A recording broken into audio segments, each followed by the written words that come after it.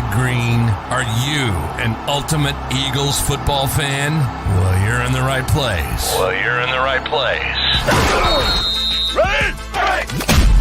This is Birds 365, hosted by the new Mac and Mac, Jody McDonald and John McMullen.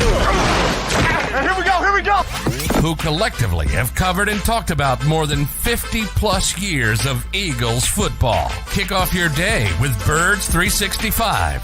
You'll get debate. We love to argue. You'll get the real story from inside the locker room. And you'll hear from some of the great football minds from around the region. You're about to become an Eagles insider. Get in the game. Join Jody Mack and Johnny Mack and join the football community that flocks to Birds 365. Birds 365 starts right now. Welcome to the NFL. Let's go! Let's go! Go!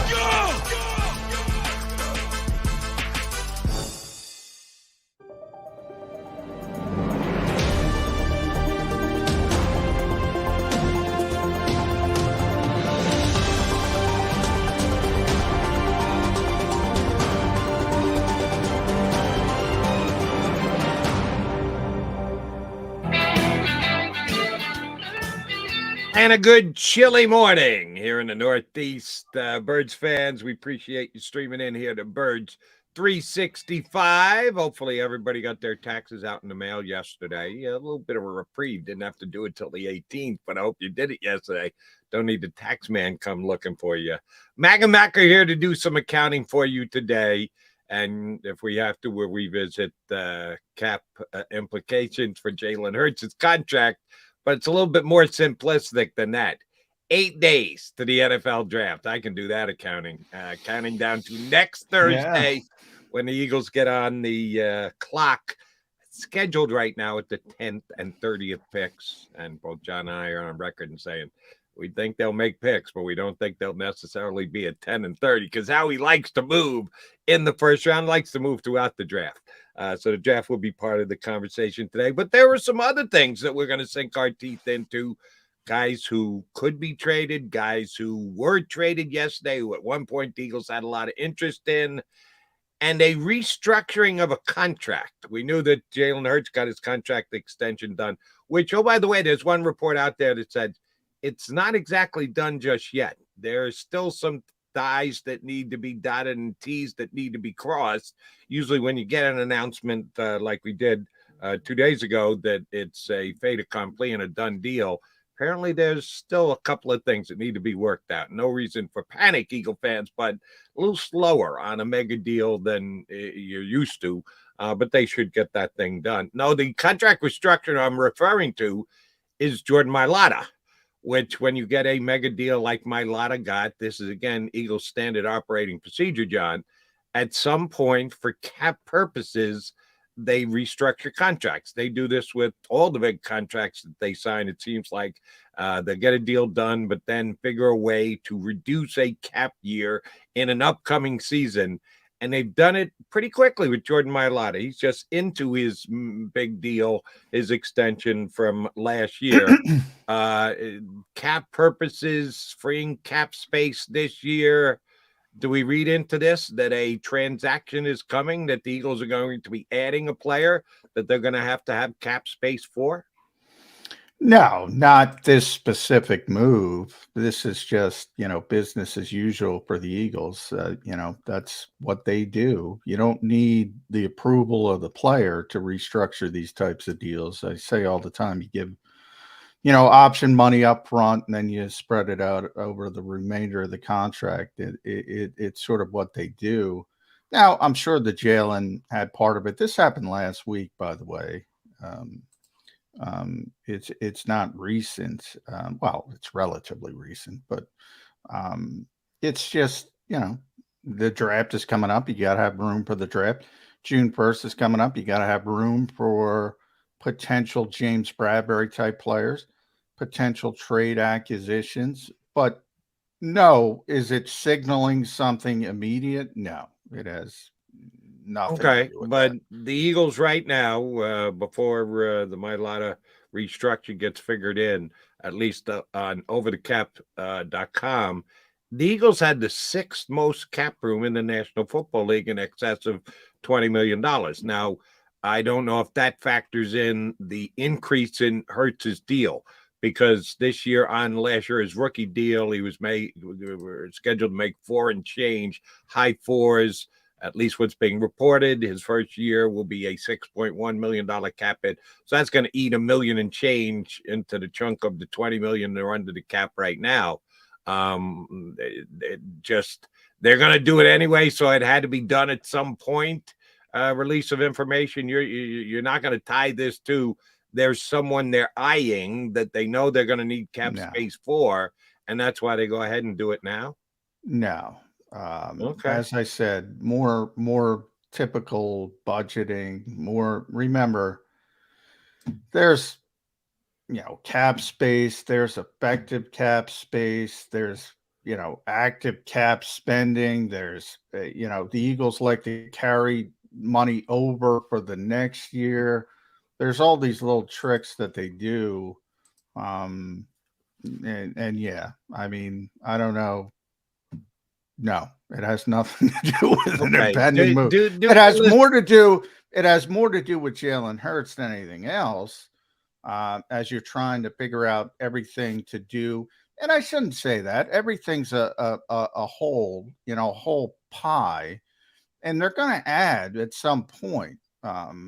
When are they going to add? Are they going to trade for somebody on draft night? Are they going to wait for somebody on June 1st? Is there a potential cut they have an eye on? All these things could go all the way in the training camp, as it did with CJ Gardner-Johnson.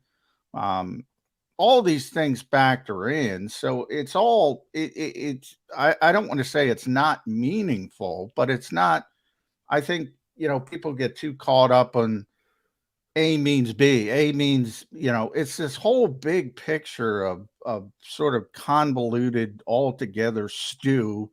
And that's just a part of it. And there are certain contracts, as I said, how many times have they restructured Lane's deal over the years?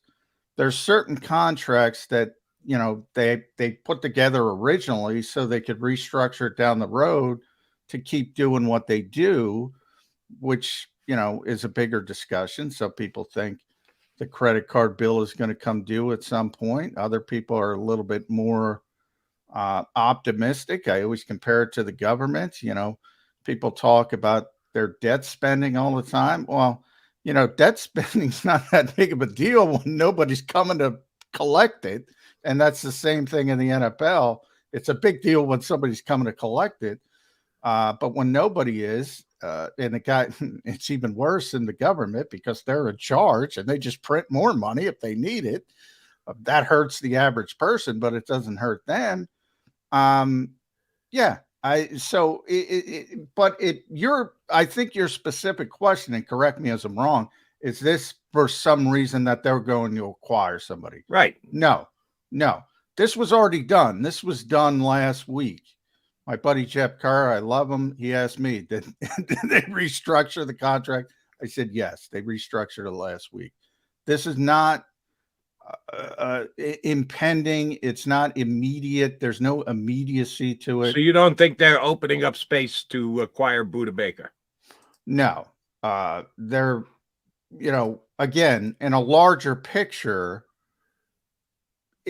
as I guess I didn't explain it well. Everything, I'm not saying they're not going to acquire Budda Baker.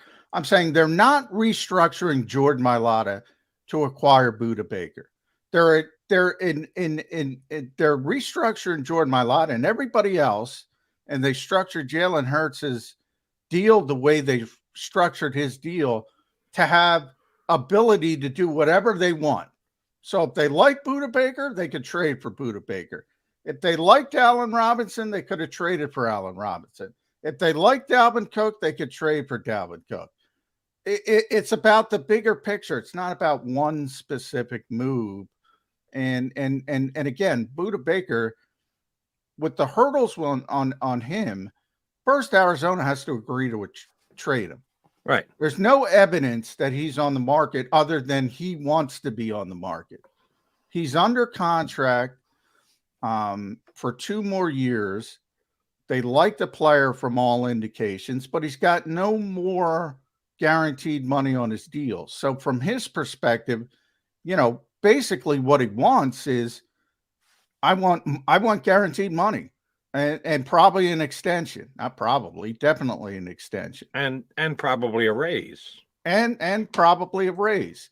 So there's a lot of hurdles before you even get to the Eagles like this player enough to want to pay him top of the market money for a safety. There's hurdles you got to get over before you even get to that point. Now, maybe Howie's saying, you know what? I like this player. I want to go after this player. If I can convince Arizona to go after the player, then it becomes, yes, he's part of the Jordan Mailata is part of the stew. But they didn't renegotiate. They didn't restructure Jordan Mailata's contract yesterday to go get Budda Baker. First of all, it was done last week, as I said. Second of all, as I said, the Budda Baker stuff is down the line. You got to convince Arizona to trade the player. You got to do all that other stuff. So if you're looking for the direct A to B line, no. Does that mean they can't like Budda Baker? Absolutely not. Does that mean they can't trade for Budda Baker? Absolutely not. But I'm saying this particular move was not made to acquire Budda Baker. All right. So then my only last question, and then I want to get to Jalen Hurts' ankle. Why at this time? It just mandatory that in April, that's when they redo contract for guys. Why did they pick the day when they restructure Lane Johnson's deal? Why did they pick the day? They get to it. They got all these things. It's like any other business. All right, we don't need it yet. We don't need it yet. We don't need it yet. Now Jalen's deal is getting done. We want this amount of money for the budget. Let's move Jordan's. He's next. All these contracts. I think people get way too hyper focused on one thing. Like it's a whole big, I keep using the word stew. It's a whole big stew, and it's all part of the picture. People would say all the time, well, the Eagles have no money. The Eagles have no money. When are they going to restructure Lane? When are they going to restructure Lane? Because they've done it so many times.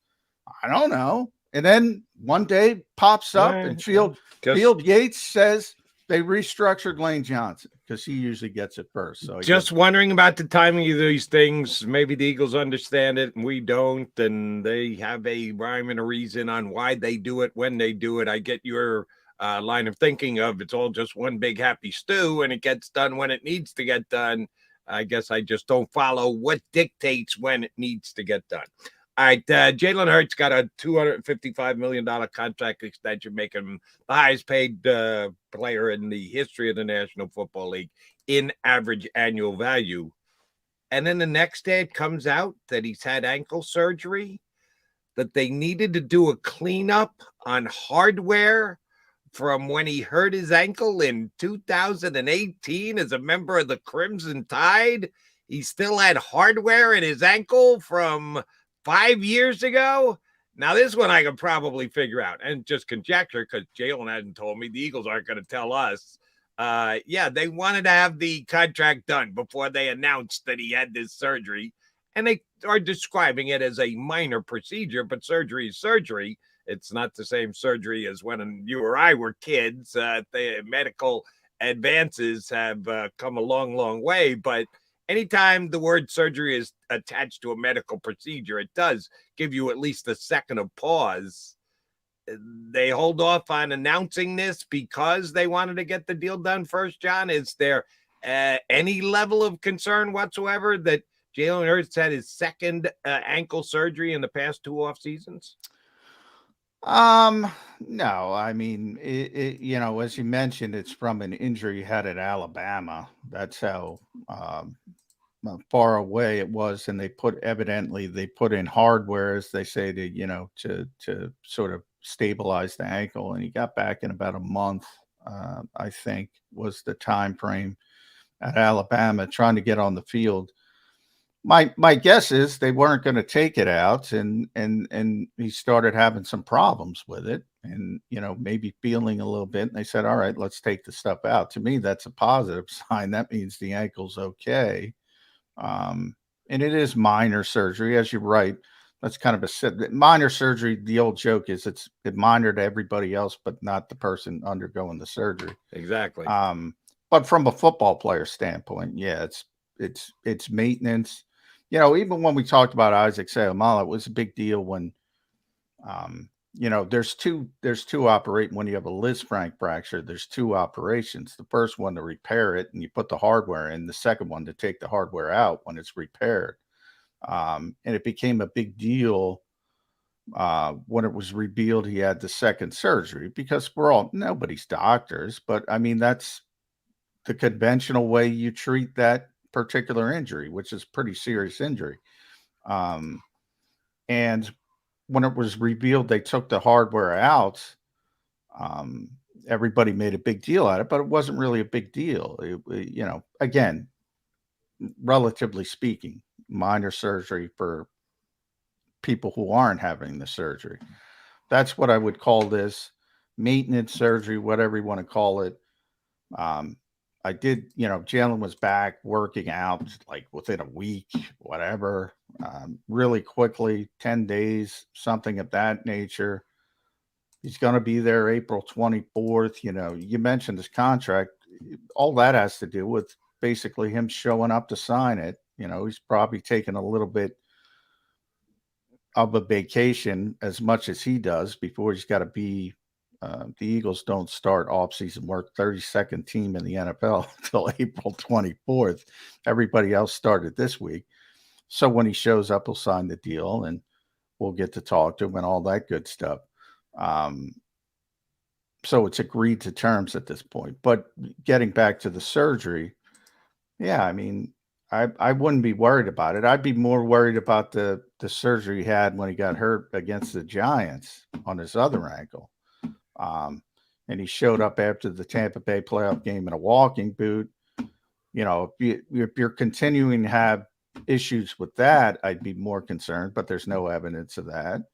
And the shoulder, there was a lot of people saying, "Oh, he's going to have surgery on the shoulder after the season." Well, he didn't. So no, not that we know of. Not well, I asked specifically. And so either they're lying to me, which is possible. But he didn't have surgery on the shoulder, to our knowledge. But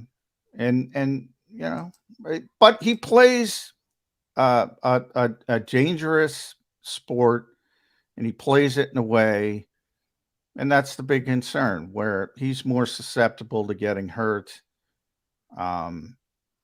But the Eagles have been pretty constant, and they're going to take advantage of the shelf life, whatever the shelf life is. Right. Yeah. Apparently, you're much more open-minded when it comes to the timing of things. And I like to scrutinize the certain timing of things. I think it's more than a coincidence that the Eagles announce, or let it be known, that Jalen Hurts had ankle surgery earlier this offseason. Didn't hear a word about it. Once he gets the contract done. Hey, Jalen had this really minor surgery to take hardware out of his leg that was 5 years old, and they finally got around to taking it out. Yeah, I do question that. And the fact that, like you say, with the Lisfranc surgery, you put the hardware in and then you take the hardware out. Can you tell me, and this is a completely unfair question, I'm going to ask you anyway, Mac, can you tell me anyone else who had removal of hardware 5 years after the fact? They went back in and got the hardware that they thought was necessary at the time and decided to take it out 5 years afterwards. When there's only one person that I can think of that's had that procedure. It does kind of grab my attention. Well, I will say it happens all the time, and I do really have 5 years after the fact. I love you to give me a name. Well, I'm not giving you a sports name, but I give you an average person's name. My wife had a knee replacement, had to get it removed, do it again because she got an infection. That's far more serious. Look, I'm sure somebody's gotten hardware in their ankle, their elbow, their wherever they put hardware in at times. and they've had it taken out. I just brought up Isaac. Right. Now, 5 years after, again, what typically happens in that instance is you're not planning on taking it out, and you take it out because maybe he was sore and he's like, "What's this? I'm tired of being sore. Let's get it out of here. We don't need it." That's my guess. Now, I don't know that for sure, and when we get to jail, and he'll get asked about it. Mm-hmm. That's my guess before I get to talk to him. Now, the second part is, look, we'll give credit to Tim McManus, my buddy, because he was the one who broke the story.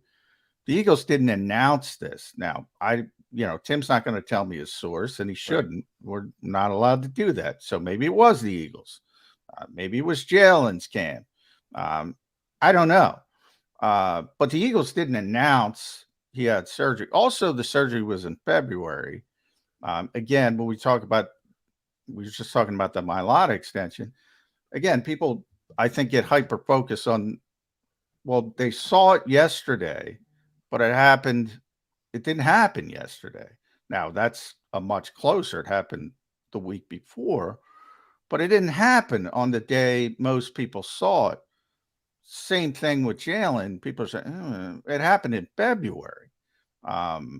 So, right. That's why I'm questioning the timing.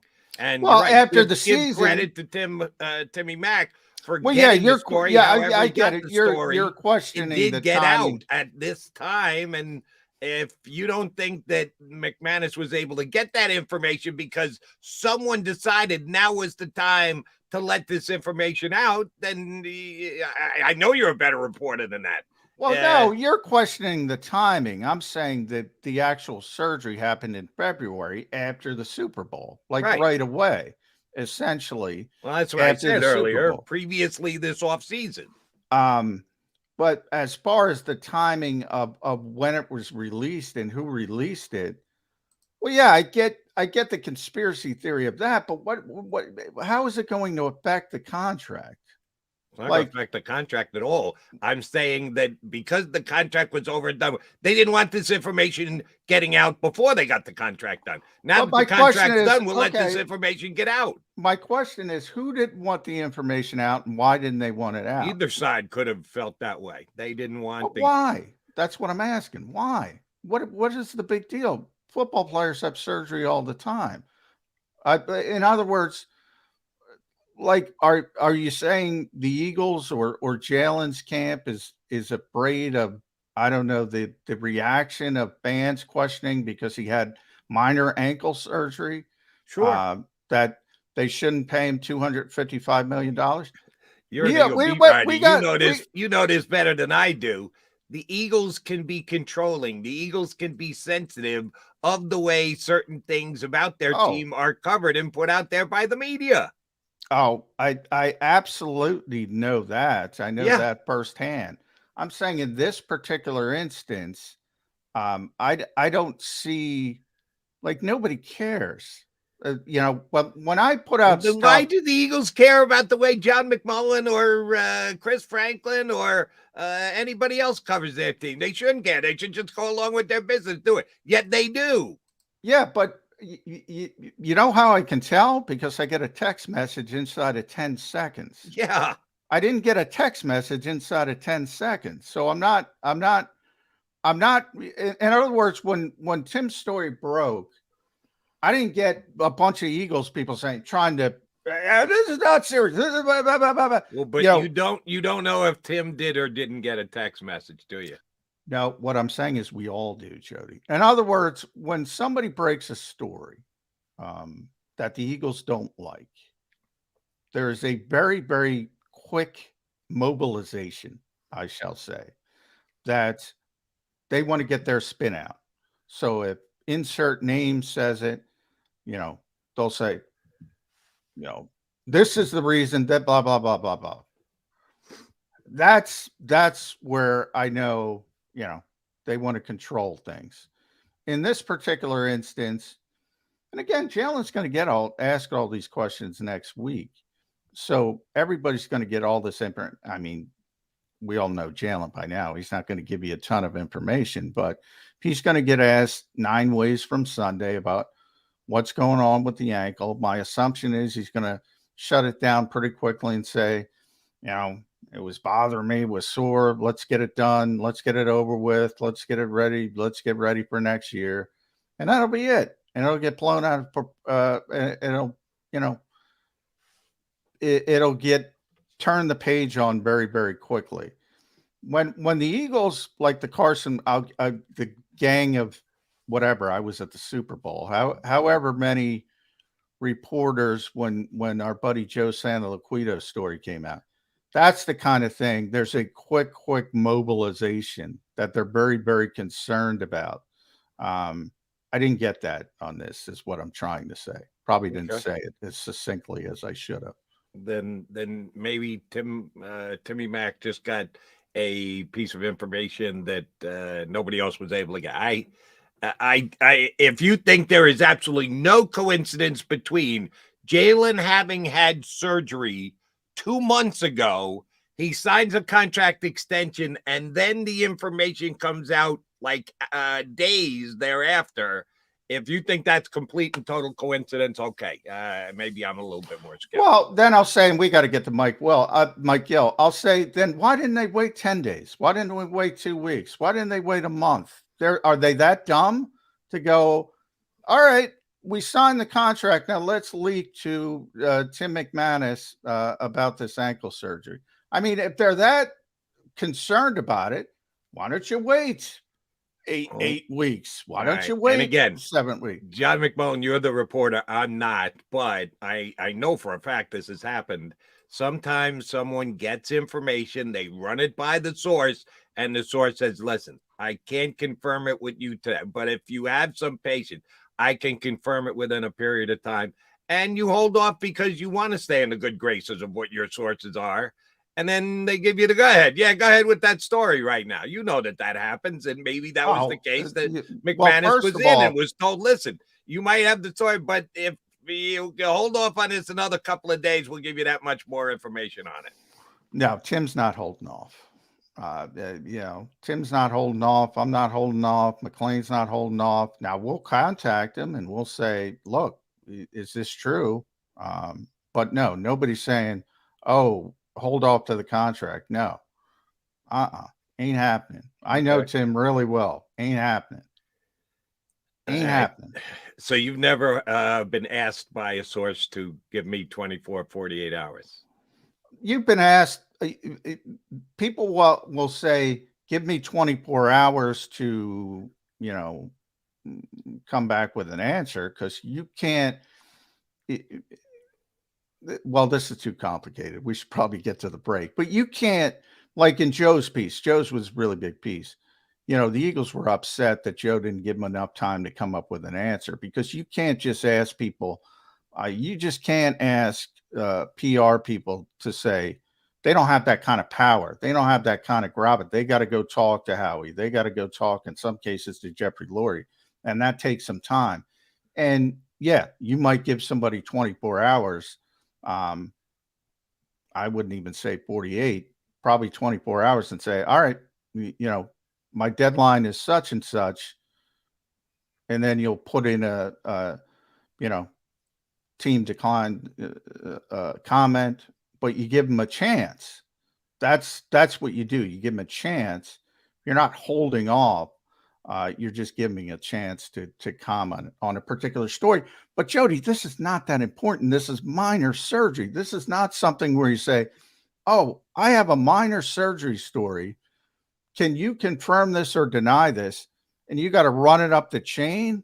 No, Tim's not doing that. All right. And Tim, of course, is an ESPN guy. I think we've had Timmy on once, but you have to jumpsuit so many hoops to get an ESPN guy. He's got to get cleared by so many different people. But yeah, an ESPN guy coming up next. Now it's a little bit different.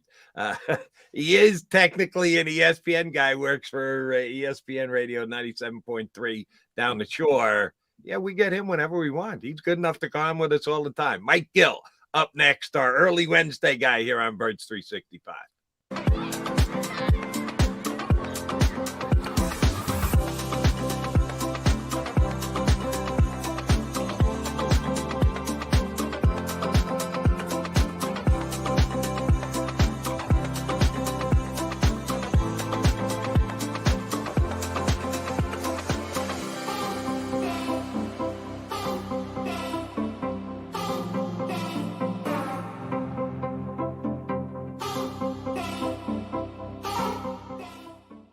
Imagine for a moment that you went to work today and when you came home, you were catastrophically injured. Your life and your family's life. That's what happened to union construction worker Mike Little. I was scared of what the end was going to be, but to be 100% honest with you, I knew I was going to be all right just by talking with Brian. In my heart, I just knew everything was going to be all right. Call the firm and find out why they say, "We got this." Call 215-458-2222.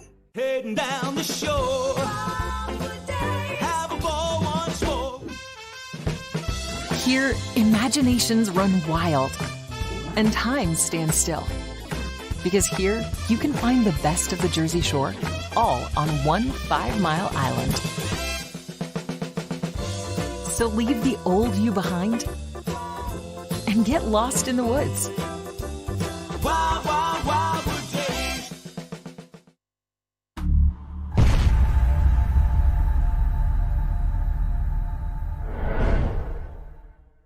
They're carving them up and good play calling along the way. First and goal at the 6.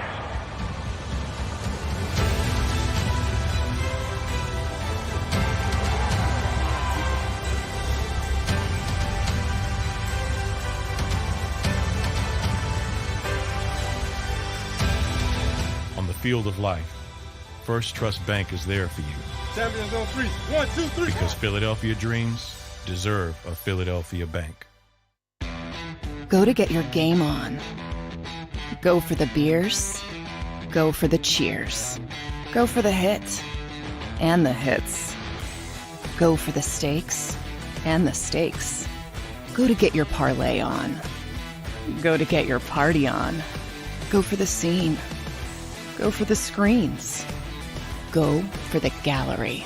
Go for the win. Go to Ocean. Visit theoceanac.com to plan your visit.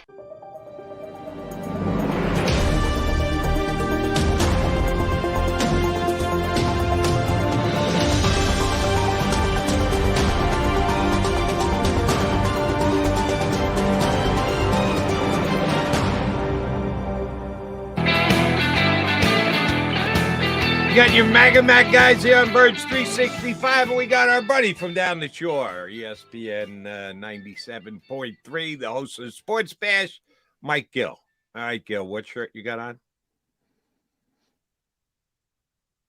A high school football shirt. Our buddy Colin Thompson is the offensive coordinator for the Caper Tigers. They sent me a shirt. Coach Lance Bailey give him a shout out. They sent me a little care package that had a bunch of shirts when they did their military day. Nice. I've been trying to get a damn something from Colin Thompson, a hat or something for his his new company. He keeps promising to give it to me. Yeah, I talked to him last night. I said I'm going to rep your shirt on Birds 365 tomorrow. So maybe he's watching. Yeah, see, Colin, if you sue it, I'll rep the shirt. Come on. Well, I'm not, because he's not going to send me one. And what the hell? Isn't a caper a fish? What do you got, a football team named after a fish? The Caper Tigers. It's Lower Cape May. The Caper Tigers. Yeah. They famous alum. Their team, the Capers, really?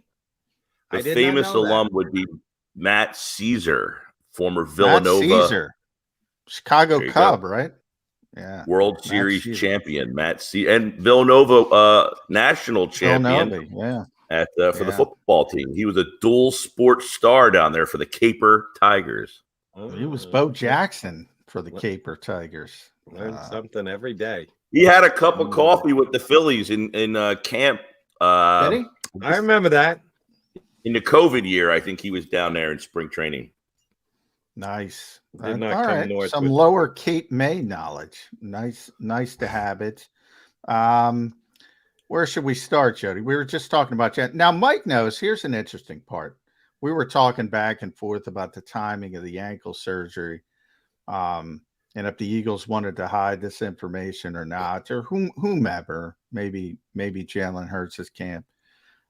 Now, you had me on your show, Mike, and the day of, before we knew about the ankle surgery, I mean, there were already people complaining. Oh, how could you give? You gave me a couple text messages you got. How could you give Jalen Hurts $255 million? Why not let him play out the final year of his deal? You already have these people. So I guess that's my question is, like, what's the big deal about minor ankle surgery that people are trying to hide it? Are you in my camp or Well, wait a minute. Did you guys know about this surgery before Tim McManus reported it yesterday? No. That's what I'm saying. No, he was saying. When did you have this conversation with Mike about his surgery? No, he said the listeners were sending text messages in saying. Oh, the listeners knew that he had this ankle surgery before us? No, and they didn't, and they were still complaining. No, they were complaining that they could have waited because he has another year left on the deal. Some people think the Eagles panicked and gave him this money before they had to give him the money because he was contractually signed to play another year. So you have that camp of people that said he only did this 1 year. Why would you give him $255 million? What does that have to do with the ankle surgery? Because we had mentioned that you said, I asked you, Jody, I said, well, why? And you said, well, you know, people are going to be concerned and it's going to be a blown up. What I'm trying to say with Mike's listeners is there was already concern. They didn't need the ankle surgery. Well, so I don't know what's being that accomplished. helps to make my point. If there are people already with concern, you want to give them more reasons for concern and let everybody know he had ankle surgery? Well, what I'm trying to say is the haranguing will only get louder. If somebody's at that level, you're not timesing it by 10. They're at that level. If you're a lunatic, you're a lunatic. There's not levels of it. So of course there's levels to lunacy. What are you talking about? I don't know. Again, what's being accomplished is my only question. I can't get to that bottom line. What's being accomplished by hiding that Jalen Hurts had minor ankle surgery to have hardware removed from an injury that was 4 or 5 years I will say this, based on your conversation before, I'm no newsbreaker, but I have broken news before. It's like the worst 24 hours of your life, which is why I'm not a newsbreaker. But I had the story that Mickey Moniak broke his wrist and was going to be out. So I put the information out. For about an hour, people just blasting me because it had been reported earlier that he had an MRI and there was nothing reported that had been wrong. Well, I got some information. I called a second person, got the same information. Well, the team did not want that to be out there yet. Well, finally, about an hour and a half goes by, which felt like 15 days.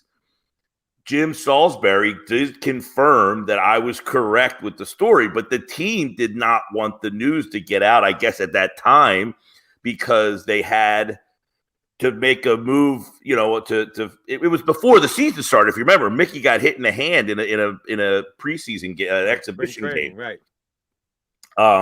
So the question I guess you're asking, John, is why would they wait, or would they wait, or would Tim wait? I guess the answer to that is, if I wasn't waiting and I'm on the lowest of the low scale of news breaking, I can't imagine Tim at ESPN is being told, hey, hold this off for as long as possible until we can figure out a way. Now, from my understanding, talking to you yesterday, and by John, the way, I don't know that. I just threw that out as a possibility. I know. Maybe somebody asked Tim to hold the story. I haven't talked to Tim. I haven't talked to my boy T-Mac in years, so I don't know why Tim reported the way that he reported. I'm just asking the question, why did it come out at this time if this minor procedure was done upwards of 2 months ago? And I got that. I'm just giving you. Nobody knows, so that's why we're speculating. I'm just giving you the information that I would say in terms of me. The team didn't say anything to me. Like, I didn't know I had this information. I didn't ask them for anything. So I would say, listen, I got two people told me. They both told me the exact same thing. Okay. Now, from talking to you, John, yesterday, my understanding is, because I did not read the full Tim story because it was on when I was on the air. This is an injury that occurred when he was in college, right? Yeah, Alabama. Not even. So this isn't like Alabama. He hurt himself. No, he did have that ankle injury two seasons ago. That I would have kept him been out more of the concerned. Yeah, if it were that. And he had surgery after that too when he got hurt against the Giants. Yeah, he did. Right. And so seems to be something that would be pretty like routine, right? Yeah. Well, that's after Tim. It's now we're legislating the same thing. It's not routine when you have surgery to clean up hardware 5 years after the fact. That makes it non-routine. Is it a major procedure? No, it's minor. It's just minor surgery. You go in, you take out some stuff that you put in there to help the injury heal. But it doesn't usually happen 5 years after the fact. If you get the hardware put in, you get the hardware taken out. That's true. Yes. You don't hear of guys getting random ankle surgery 5 years after 5 years something after the occurred. Fact. That was the point that I was making. Gotcha. Yeah. Now, did it say in the article whether or not he was going to be missing any mini camp, training camp, that kind of thing? No, he's expected back. Remember, it happened. The surgery happened in February, so right after the Super Bowl. Yeah, he's already been back doing his routine in the Eagles training center. So April 24th is the start of off-season work. He's going to be there with bells on, probably talking to us certainly during the week about his new contract. But if the Eagles had any concern, and by the way, that's the arbiter of this entire thing. If the Eagles had any concern health-wise at this stage, they're not going, hey, we're going to give you $255 million. Then your text message person, you do have an extra year.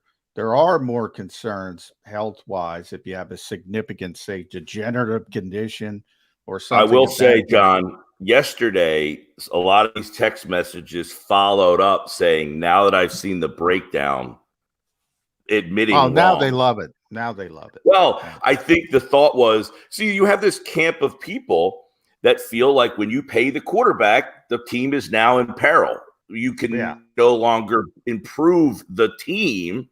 And once you sign him, and then I guess the question is, did he do enough to make you feel like if you lost A.J. Brown because you couldn't afford him anymore? Did he do enough because you lost Devonta Smith because you could no longer afford him? Did he do enough because you can't bring back Landon Dickerson when his contract's up? Has he shown that he's that type of player that if he starts to lose pieces that you can Patrick Mahomes lost Tyreek Hill. They got back to a Super Bowl and won. Now, I guess the question is Jalen Hurts the same type of quarterback with that money that if he starts to lose players around him because his money prohibits them from bringing that type of player back? This contract structure seems to be set up so that they can bring maybe not all those people back, but a lot more than you would have anticipated when you signed a deal of that structure or of that much money. Yeah. Even I wasn't concerned. I thought, maybe the Eagles would get 2, potentially 3 years where you can sort of have the championship window to build the best roster possible. Then you're going to have some issues if you didn't start reworking the deal. They really got 4 to where before they can have to readjust, so to speak, and we'll see where Jalen is at that point. I was pretty impressed by the deal, I got to admit. And people tell me a lot that we talked to Brad Spielberger on the show yesterday. He's one of the best cap guys in the business. There's always a doomsday scenario. We just went through it essentially from a financial perspective with the pandemic. First time ever the salary cap went backwards. And now that as we're moving forward, the TV deal is in place, so the structure and what it's going to be. The general idea is the cap is going to keep going up $20 million a year. So $1, and Brad explained this yesterday, Mike. $1 today, a salary cap dollar, is not going to be the same as $1 4 years from now. It's going to be much more valuable. Are you worried about paying the credit card debt 4 years, 5 years down the road when the cap number explodes? I'm worried about paying my credit card debt 4 years down the road, not the Eagles. They are much, but I don't even own a credit card. So, No, because that's some news, by the way. How do you get through life without a credit card? I wish, but no credit cards for me. No, I'm not worried. You have a debit card. You're not that old school. You're paying cash, are you? I do have a debit card, yes, okay, but no the credit debit card is basically a credit card. You just when I go to the counter and they say debit or credit, I only say debit. I don't want anything racking up on my credit card. Good on you. That's good. That's discipline, by the way. I'm what you call in the credit world a ghost. I don't exist, right? I'm very impressed by that, Mike. It's Thank very you. disciplined. But no, I have no. Howie Roseman doesn't give this deal out without thinking 4 years down the road. How do I maneuver my way out of this deal? Or Brad Spielberger, whoever's the guy pulling in charge to say, here's the deal. This is what it's going to look like. There's an $80 million balloon sitting at the end. Well, he essentially, when you look at this deal, it's like he preemptively restructured the deal inside the deal so that the deal has a balloon payment at the end of $80 million. So what they'll do is they'll approach him at that time and ask him to restructure the deal and then take the $80 million and sprinkle that out over the length of the next contract that he's going to sign. And essentially, as John mentioned, you get $20 million extra each year in salary cap space. They're just going to take that $80 million and move it over the next deal that he gets, which, keep this in mind, he got a $255 million deal. The next one he gets probably going to be $400 million. So they already have accounted for that deal, I would imagine, right? I mean, if I'm no credit card guy, I'm accounting for that deal. I'm sure Brad Spielberger and Howie Roseman clearly have that mindset already in their head that they've got another payment coming down the road, and we'll just sprinkle that money.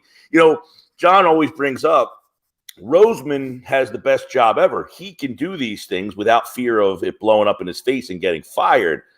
So he can take these type of chances and make these big deals knowing 8 years from now, I can do it again. Most guys don't think they're going to be around 8 years from now to be able to do this. So all their contracts are structured for the team now in the window that they're there.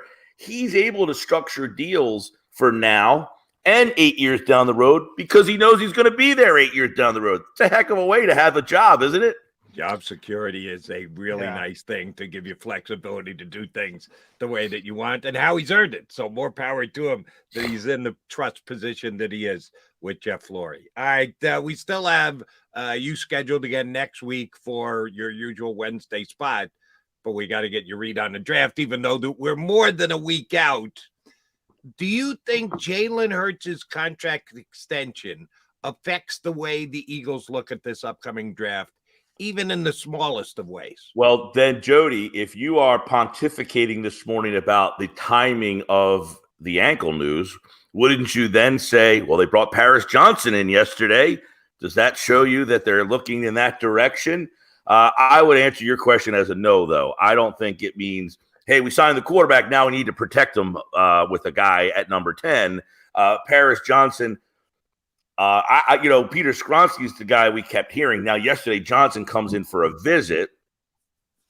He's played some right guard at Ohio State. They moved him to the left tackle position. I think he projects more as a tackle. So he's the kind of guy that can say, hey, you played right guard. Can we stick you in there? And then you're the heir apparent to play right tackle at some point. Possible, but no, I don't think, that they're going to change. If Nolan Smith is the highest guy on their board, I think they take Nolan Smith over Paris Johnson. At this point, the Bijan Robinson stuff's been talked about to death. If they want to take him, that's who they're going to take. Now, you could make a slight argument, I guess, to say, well, we signed the quarterback to this huge deal. If you're in another camp, I know, John, you're on one side to say they don't want to change the way Hurts plays. But if they gave him this deal and they say, well, let's get him Bijan Robinson so he doesn't have to run as much. We'll get a guy that can kind of, handle that for him. I don't think that's going to happen either. So to answer your question, Jody, no, I don't think the deal changes their mindset on draft day. I think they're going to draft the guy, the best guy available when it's their turn, or take the best deal available when it's their turn. Mike got a chance to talk to Mark Dominic yesterday. He did his pre-draft conference call with reporters. He's close to Howie. He and he and Howie came in around the same time, and John Snyder as well. Those guys are very close. And he jokes he's the only one not standing because he couldn't find the quarterback. So 67% hit rate, pretty good. But we had Chris Landry on the show earlier in the week. He had the number at 16 to 17 at true first round picks. Mark was a little more liberal. He had it at 22. We all know how he's going to move around. Is he going to trade up? Is he going to trade back? Now, Mark said, you know what? He's got the quarterback now. He's been operating in this sort of past couple years. Well, we don't know. People forget. They try to memory hold us. 12 months ago, we were talking about is Jalen Hurts the guy. They didn't like Kenny Pickett. It was a bad quarterback draft. They had to kick back one of their 3 first-round picks to this year, all as an insurance plan in case they had to go up and get the Bryce Youngs of the world and CJ Strouds of the world. Now they have the quarterback. So Mark said he's going to be aggressive. He's going to go up to get one of those 3 defenders. And he was talking about Will Anderson, Tyree Wilson, Jalen Carter. You buying that, or you thinking about him moving back more than moving up? Well, last week, I think we talked about the possibility of moving up to number 3 with Arizona taking 6 calls. And would it make sense that Philadelphia was one of those 6 calls? Would I buy it? Yeah, sure. Because you're right. When you have a quarterback on the rookie deal, which they did, but they also had the Wentz deal hovering over them at the same time in dead money, which kind of precluded them from, doing some other things. But what do they have? 16 of 22 starters signed already on this team. So they do have a lot of younger talent that, listen, give Roseman some credit. He has been killed in the past for some of his draft misses, but now a lot of players drafted are performing. Mailata, Dickerson, Goddard, Smith. He just lost Miles Sanders, but that was another pick of his on the offensive side of the ball. So he has built the offense up where I don't want to say he doesn't have to think about it as much, but that he can be aggressive to go get a guy if he really, really likes him. The one issue is he doesn't have the picks in tow right now for next year. They're going to have a boatload of picks, we think, with all the compensatory picks that are coming to them next year.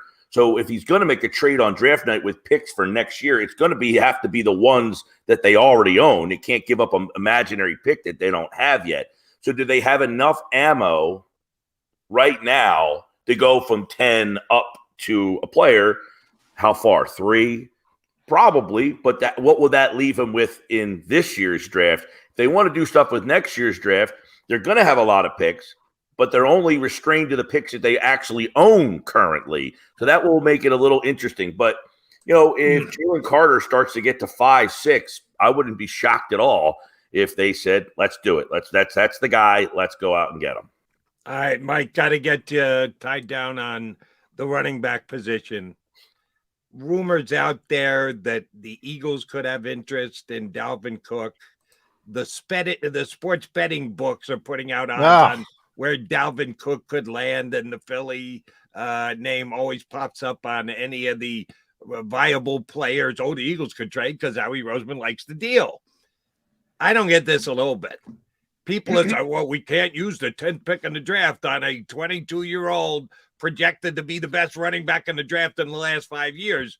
But let's trade for a guy who's sneaking up on 30 years old, already established, already proven. Bijan Robinson hasn't had 1 carry in the NFL yet. I get that. So it's a different type of player. But we want a guy who's well into his 20s and is already making more than $10 million per than a guy who you would pick at number 10 and be on his rookie deal for the last 4 years. Do the Eagles want to upgrade at running back, or are they okay going in with Rashad Penny this year? I think what they like is going down the discount rack. And if they can get a guy like Cook, who has been Cook's not on the discount rack. Well, that's the thing. What do they have to give up to get him? If they, I'm talking about his salary. He's scheduled to make over $10 million next year. There's no way that you can consider a $10 million plus running back on the discount rank. You can't. No. I'm talking about what do I have to give up to get him? If you're telling me, hey, we'll take a 4th round pick just to get him out of here. The Vikings will do what the Rams did yesterday. Yeah. You swap 7th round positions. There you go. It doesn't right. That's the damn point. thing. You're not paying him salary. You're not paying him the $14 million because you're making the Vikings pay the majority of the salary. You're probably going to pay him like $4 million. So it's like a baseball move. The Vikings are essentially buying some draft capital. Correct. Exactly. If that deal went the Vikings are willing to just say what the Rams did, Jody, you're right. You take him, we'll pay you to get rid of him. Give us a 5th rounder just to say we got him out of here because we're ready to start over. I think the Eagles would be interested in that type of deal because they get the player kind of on the contract on the way out. They don't have to worry about it as opposed to a guy for the 5 years. And they have Penny here already, who's already questionable with injury issues. Cook, his problem has been he's always hurt. We only know who Alexander Madison is because he plays all the time because Cook is constantly hurt. But when he's not hurt, he is. I mean, he's right up there with Kamara as one of the most talented two-way backs in this league. So if they can figure out a way to get him, I think, Jody, I think they probably would say we can give up a back-end pick to get an established player. Yeah, he'll have an injury history, but that allows us to focus on some other areas. I would think that would be more probable than taking a running back at number 10 or anywhere in that first round. The Eagles really liked Dalvin Cook in 2017. The Eagles really wanted a running back in 2017. For people that don't know, they wanted Christian McCaffrey in the first round. The second round, they wanted Dalvin Cook at 43. The Vikings kind of knew that. They moved up to 41 to get him. The Eagles ended up drafting Sidney Jones. So I brought this up to people, by the way, the Eagles aren't getting Dalvin Cook because the betting markets are saying it. You get all these emails with these different sports books, and because the Eagles are the Eagles, they're always in the conversation. They're always near the top.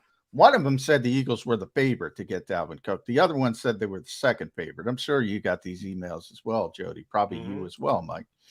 Now, I will say he's only 27. He you mentioned the injuries. He's been healthy. He's had 4 consecutive 1,000-yard seasons. Really productive guy. Really good player. However, I mean, he's carried the football a lot. There is a lot of tread off that tire. Yeah. And you've seen the decline start already. That's why Minnesota wants to move to Alexander Madison. That's why. Because he's not the player he once was. If the Vikings cut him and he wants to come here to ring shop for the veteran minimum or somewhere near that, a little bit more because he's still a good player, maybe $4 or $5 million, I could buy it, but they're not giving anything up for Dalvin Cook. Mike knows this. 97% of the time with the big name trap, no on Allen Robinson, no on Dalvin Cook. That's why I said with Budda Baker, I'll think about that one. But 97% of the time, it's one of my favorite things to do, Jody, is when somebody is either rumored to be released or freshly released.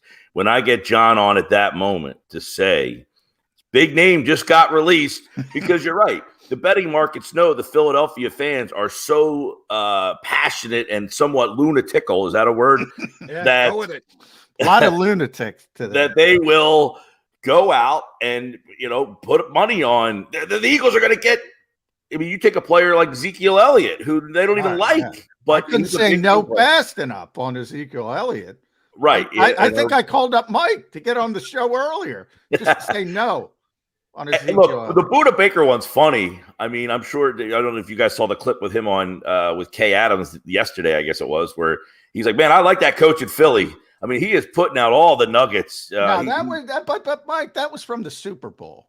That was from right. But the clip has been circulating around. The clip. Somebody put the clip up, and a lot of people bought it like he was talking yesterday. That's one of my problems with the Jordan. A lot of thing we're talking about the surgery that happened back in the Super Bowl when Budda was just saying, "Oh, the Eagles are in the Super Bowl." They're talking. Case talking to him about the Super Bowl. He's like, "I like Nick Sirianni." Yeah, there's nothing more to it than he was being a nice guy and saying, and he probably does. But that question was being asked a lot at the Super Bowl. I do recall that because of Sirianni. You know, people getting asked, "Would you like to play for a guy who's jumping up in the crowd, everybody to get him going?"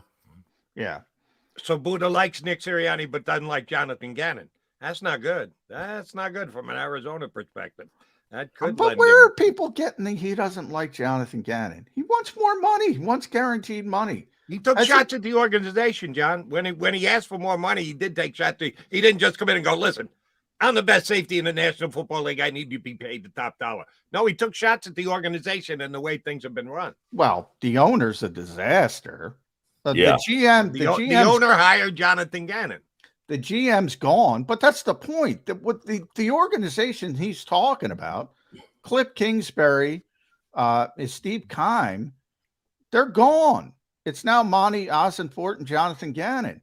He doesn't even know those guys. Now, maybe he hates them. I don't. But I think it's clear that Budda, and by the way, if you watch them, what were they on? Were they on Hard Knocks or the in-season one? In-season Hard Knocks. Right.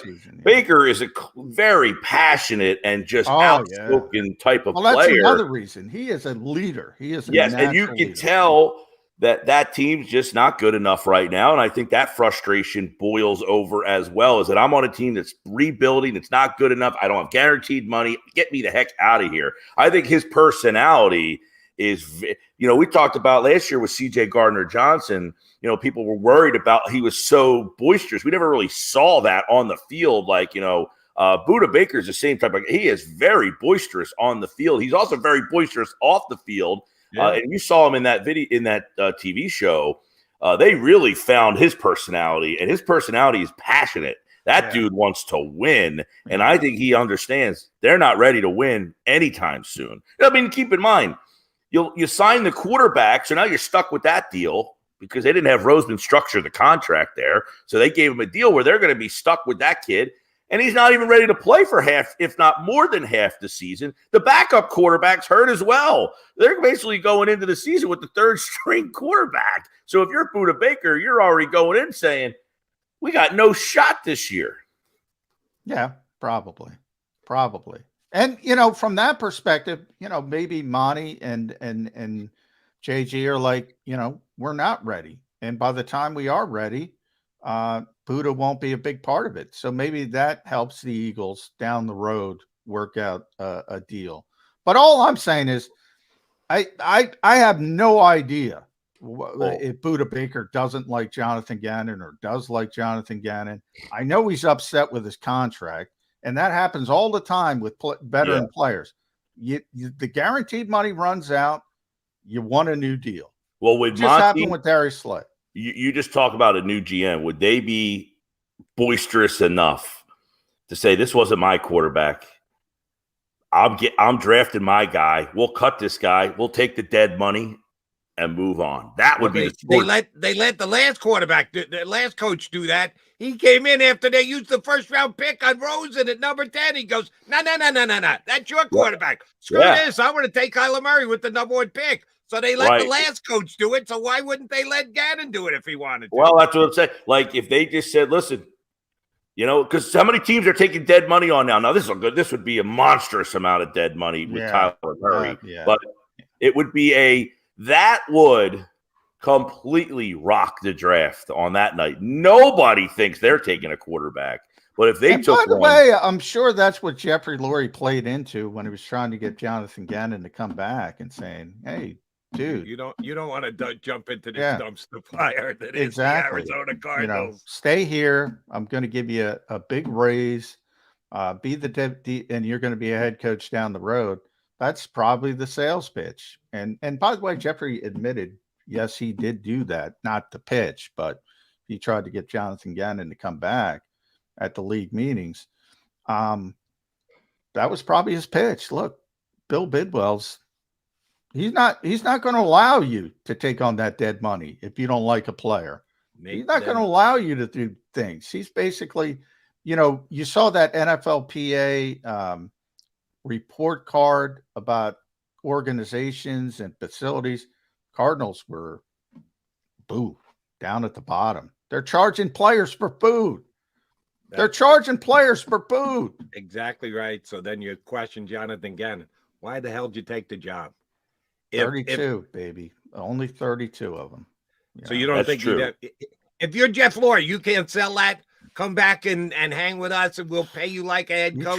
You're that good that you're going to get another shot. You're right. If you're offered a job, there is no promise that you're ever going to be offered it again.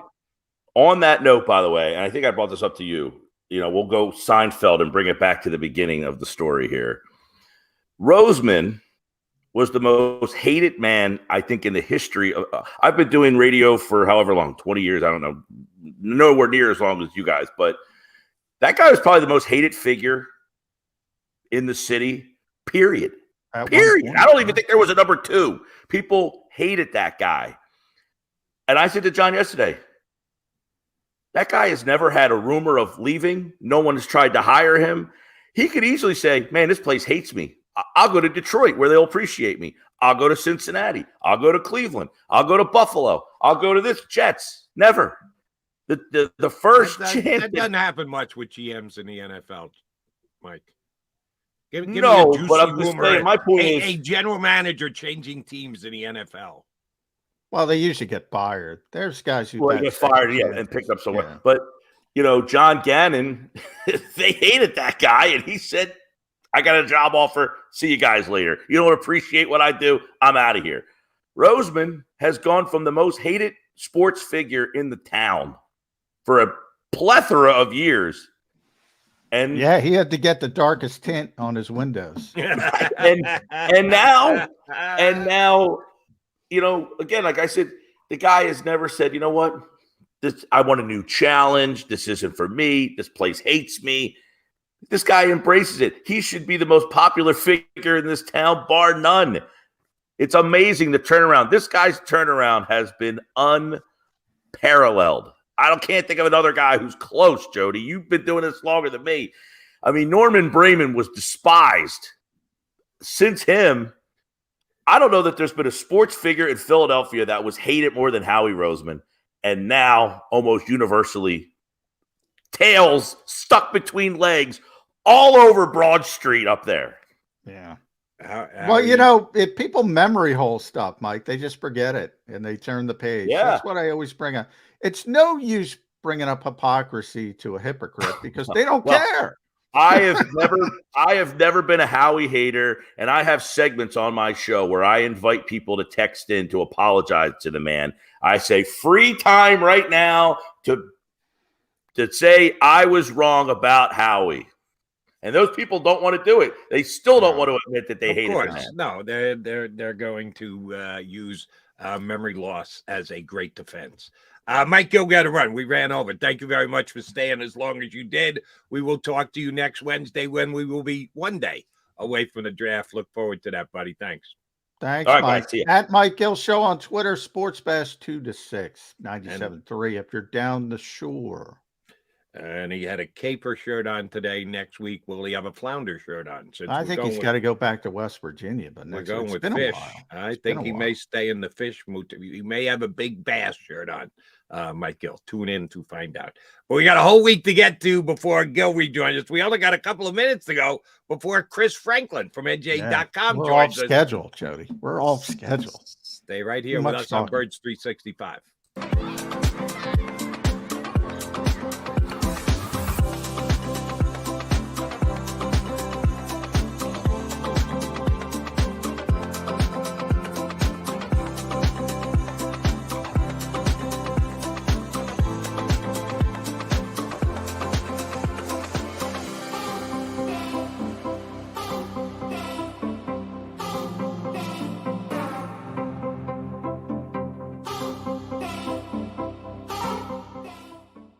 Imagine for a moment that you went to work today and when you came home, you were catastrophically injured. Your life and your family's life. That's what happened to union construction worker Mike Gill. I was scared of what the end was going to be, but to be 100% honest with you, I knew I was going to be all right just by talking with Brian. In my heart, I just knew everything was going to be all right. Call the firm and find out why they say, "We got this." Call 215-458-2222.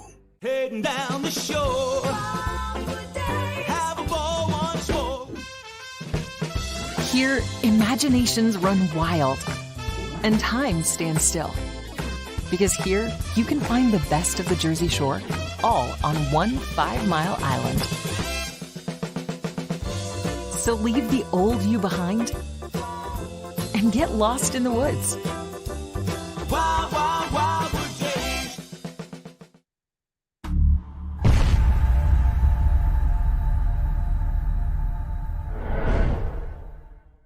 They're carving them up, and good play calling along the way. First and goal at the 6.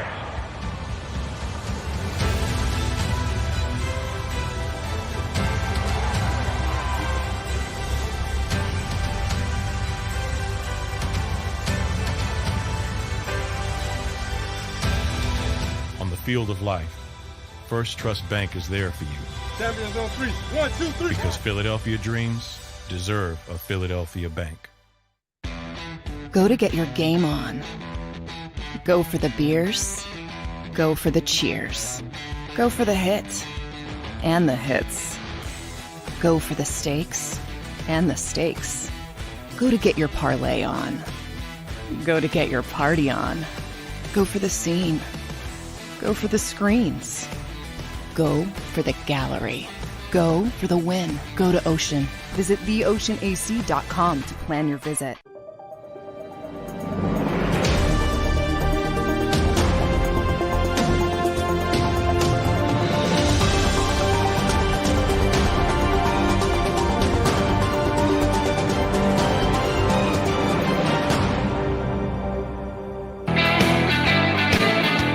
You got your Mac guys. Freddie McDonald, John McMullen here with you on Birds 365. Appreciate Gill. We went to a bunch of different places with him.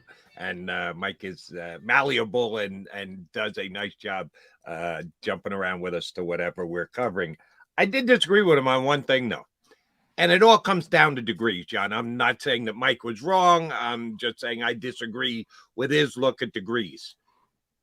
When the Eagles got the Jalen Hurts contract signed this week, and locked him in for the mega bucks that they did.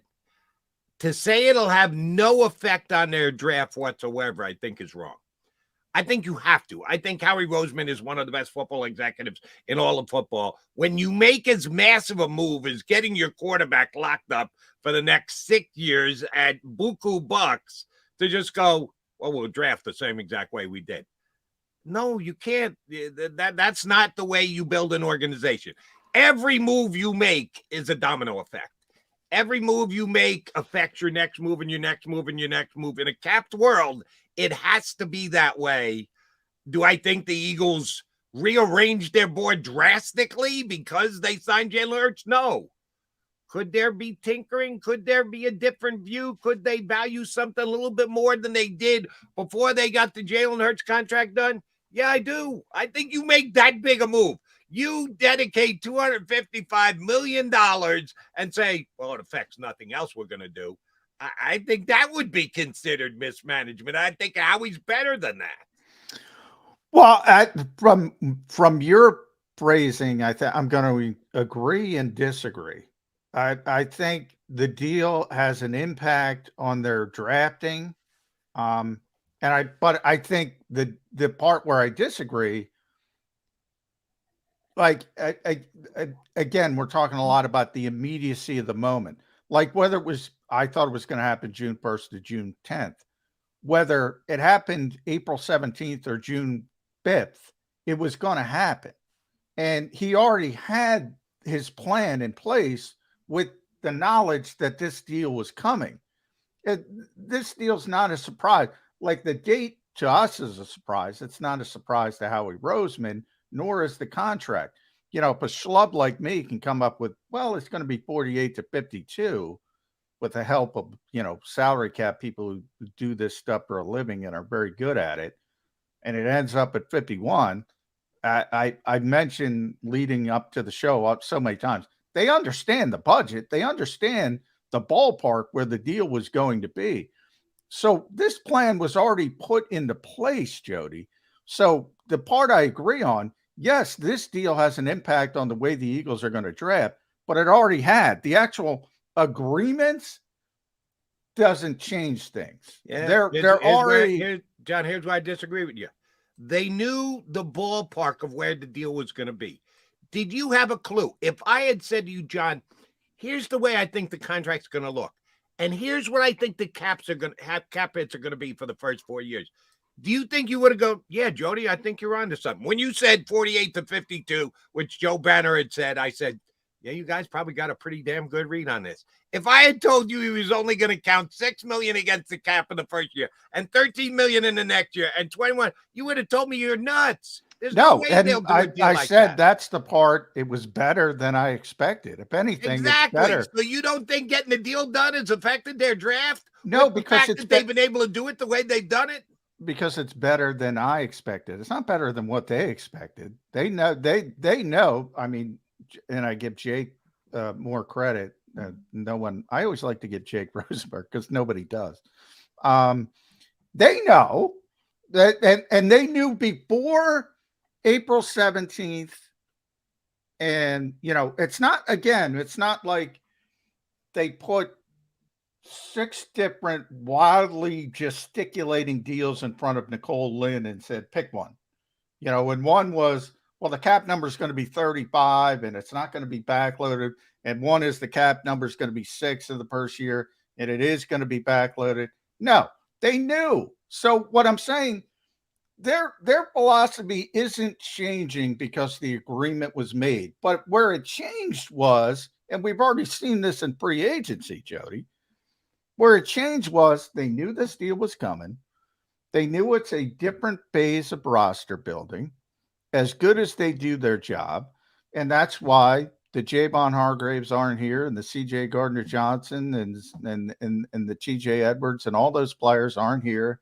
And that's why the Nicholas Morrows are, and you're playing lottery tickets with Rashad Penny.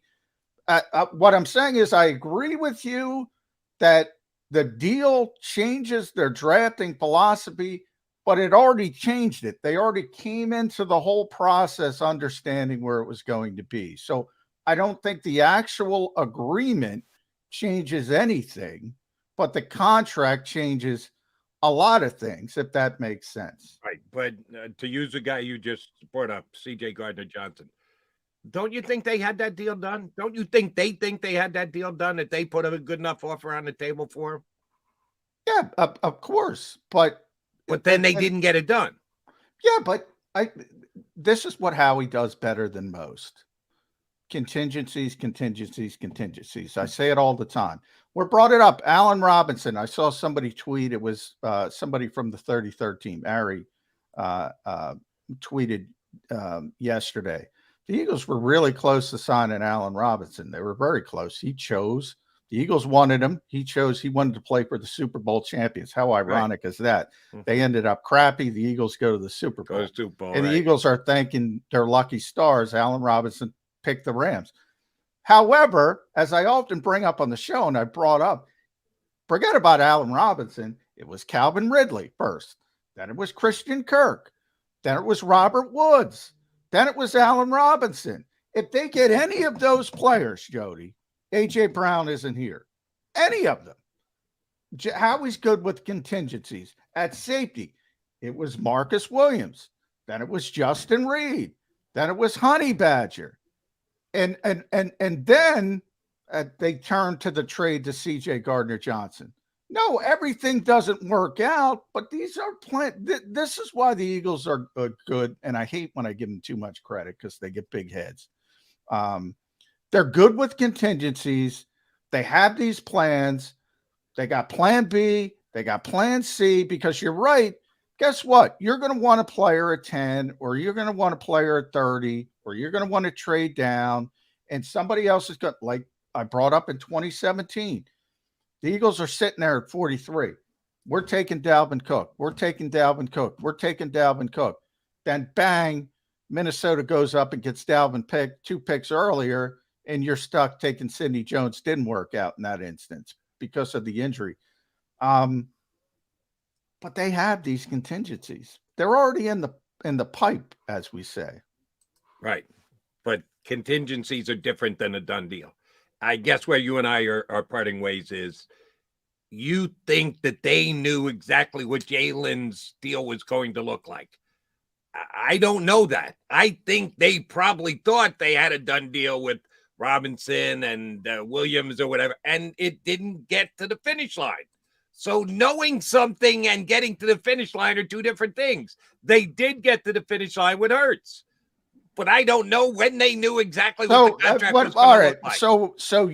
So you believe you thought the Eagles, you think the Eagles didn't understand what the basic ballpark structure of this was going to be, and there was a chance it was going to be so wildly off than what they believed. I mean, that's just not how this industry works, Jody.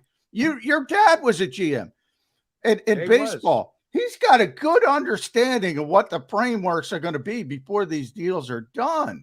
I mean, there's no surprises. There might be, you got to pay a little bit more than you wanted to because somebody else is pushing, or in the case of free agencies like Marcus Williams, all right, Baltimore's going too high. We're going to bail out. We want to be disciplined on this particular issue, but there's no wild surprises to these guys. These guys are in the weeds every day. They're negotiating these things for weeks. But some deals get done and some deals don't. The Marcus Williams deal didn't get done. The Jalen Hurts deal did get done. So I don't think you can say that just because you got into the neighborhood, you knew the neighborhood, what the neighborhood was going to be like, it gets done. So you're sometimes saying they do, sometimes so they you're don't. Are you saying there was a chance the Jalen Hurts deal wasn't going to get done? There was a chance that the Jalen Hurts deal was going to look different than the way it ended up. But how different? No, the signing bonus money. They've done a drastic deal that no one in the history of the National Football League has ever done before. To keep the low salary cap numbers in the first 4 years and have the off-the-charts ungodly numbers at the back end. No deal like that has ever been done in the National Football League. John, I'd really appreciate it if you could tell me a guy who in the National Football League has a potential $85 million dead money cap hit. Well, it's the largest cut. That's how this industry works. My point is the Eagles knew the basic ballpark structure of the deal. There's no surprises. This was already baked in. As far as, and I asked Brad yesterday, is this the first time because of the salary cap hit that somebody's done this? He brought up Andrew Berry in Cleveland with Myles Garrett. He brought up another example, I forget.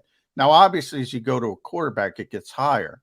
But these deals, the structure of these types of deals have been done, which was news to me. I thought the Eagles were ahead of the curve again.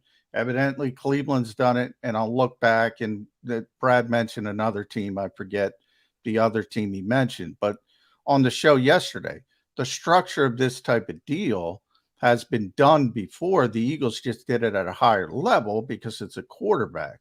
And Myles Garrett would be my answer, and that's because Brad told me that yesterday. It has been done before. Now, Andrew Berry learned under – who did he learn under? Howie Roseman and Jake Rosenberg when it comes to doing contracts. So that kind of explains that. My only point is they already had this plan. Whether it happened April 17th, June 10th, July 17th, they knew it was going to get done, and everything was already built on this deal getting done. All right, so here's my question, and we got to get Chris up here in a second. They knew it was going to get done with Jalen Hurts. Did they know it was going to get done with Marcus Williams? No. How could you compare those two? They have control over Jalen Hurts. He's their player. They're in an unrestricted free agency with Marcus Williams. Those are apples and oranges. I just brought up that because it was a contingency, and the Eagles always have contingency plans. My point of bringing that up was only to the point of this team is very well prepared, very well planned. There are no surprises. If something doesn't work, they go on to the next thing. And that's where they have sort of win outside the margins, as they like to say it, where other teams kind of fall apart. As a matter of fact, where Howie's learned over the years, and Chris, can we break? Because we're not going to break, right, Zander? Can we bring Chris up? Marcus Smith is a draft pick that they faltered on. And back in that year, the Eagles had, I think it was 6 players on the board, and they just came off, bop, bop, bop, bop, bop, right in the disastrous order. And they said, they didn't have the contingency, and Howie's learned from that. And they ended up with Marcus Smith, and we got our buddy Chris Franklin. He's got the big T up there. Welcome into the show, Chris. So if you heard us talking, we're talking about Jalen Hurts, and I guess the bigger philosophy, and we'll ask you the same question. Do you think this deal changes the way the Eagles will draft next week? Well, I think we know they're not going to take a quarterback in the first 4 or 5 rounds now. So I got that. So that's that one. I think you don't have to worry about that. I don't think that contingency was ever on the board. But I'm comfortable with that. Yeah, I think it's fine. I think if it does in any way, I think you have to focus most of your resources now on addressing the defense, because I think when you look at just some of the Hurts thing just solidify what you had, that you're going to use a lot of your salary cap now. And when you look at the other bigger contracts that the team has on there, most of them are all on the offensive side. So you're going to need to find cheaper, younger talent elsewhere. And I think that's where you start to look at the defensive side and say, you know what, maybe we should start loading up on these areas right now, use the draft to fill those stuffs, because you got a lot of guys coming that are older, like Brandon Graham, Fletcher Cox leaving. Use those assets to build that way to keep that side of the ball, the more affordable side of the ball, and just say, hey, you know what, offense runs this. We'll run with this offensive unit now and just use those picks elsewhere. All right, let me give you a hypothetical to prove my point that I think this does affect the way the Eagles look at things. At number 10, let's say the Eagles stay at 10. There's no moving up. There's no Jalen Carter. There's no Will Anderson. We'll even take Tyree Wilson off the table. But any other defensive, do you not agree that those guys will be gone before 10? I think Carter's the one I think is the wild card. And I wouldn't be surprised if they traded up to get him. I really wouldn't put that out the realm saying, you know what, they're not going to move up. I could see moving up to 7 potentially, to moving that way, to be packaging 10, 30, maybe one of those second or third round, probably one of those third round picks from next year. Because they're probably going to have 2. I'd package those things and move up to 7 and pick one of those guys. But if they stayed at 10, yeah, I think they're all going. All right. If write this down if we don't have Chris on next week. He thinks they're getting either Tyree Wilson or Jalen Carter. I don't. I think they will be gone. I don't think they have the wherewithal to trade up for either of the two. But Chris thinks that's a possibility. Not happening. But let's say those 2 guys are off the board, not in play. Give me your next 2 defensive players who would be available at 10 and comp them to either Skoronski or Paris Johnson. They're going defense over offense, or they're going offensive line. Whichever 2 edge guys you want to put into the mix, because there's about 3 or 4 of them that some people have mocked in that 10, 11, 12 range. You'll take one of those edge guys over one of those offensive line guys? You think Howie Roseman's going to go there with Jeff Stoutland whispering in the ear going, give me another O-lineman. We got the 10th pick.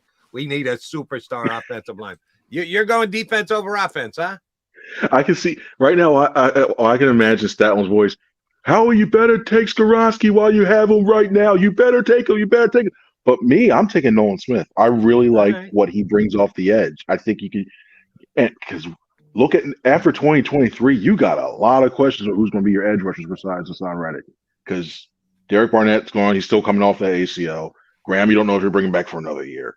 You look at, I believe Sweat is going to be around that time where he's going to get paid his cap number is going to be big as well too. So you needed another edge rusher, a younger guy as well too. I think he fits the bill. And at 10, the other one, and I'm more and more film I'm watching him, more and more I like Miles Murphy a lot, just for a simple fact that I think he can develop another I think he can get coached and get another set of pass rushing moves. And if he does that, I think he could be another dynamic guy on there. I like the way he plays against the run as well too. And given that this defense is a little bit lighter and not as big as it used to, you could use guys like that not only have quickness but has some size as well too. So he's the other guy I'm looking at.